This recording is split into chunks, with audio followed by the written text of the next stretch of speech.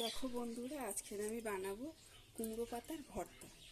তার জন্য দিয়ে দেবো কড়াইতে তেল,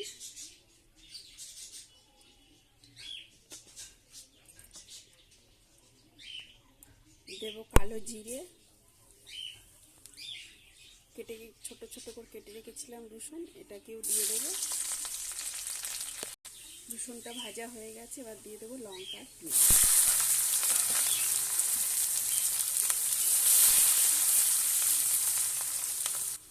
পেঁয়াজটা ভাজা হয়ে গেছে, এবার দিয়ে দেবো কুমড়ো পাতা বাটা।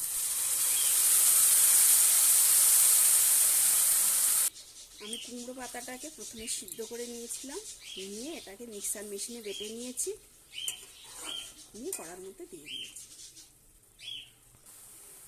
অনেকটা শুকিয়ে গেছে জল, এবার দিয়ে দেবো লবণ,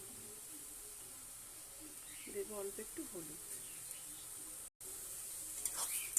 এবার এটাকে ভালো করে নেড়ে ছেড়ে আবার জল শুকাতে হবে, একটু জল থাকলে ভালো লাগবে না। দেখো আর একটু শুকনো হবে, একটু রস রস আছে। দেখো কত সুন্দর হয়েছে, আর কড়ার গায়ে লেগে থাকছে না, ওটা হয়ে গেছে। এবার এটা আমাদের হয়ে গেছে, এবার এটাকে নামিয়ে নেব।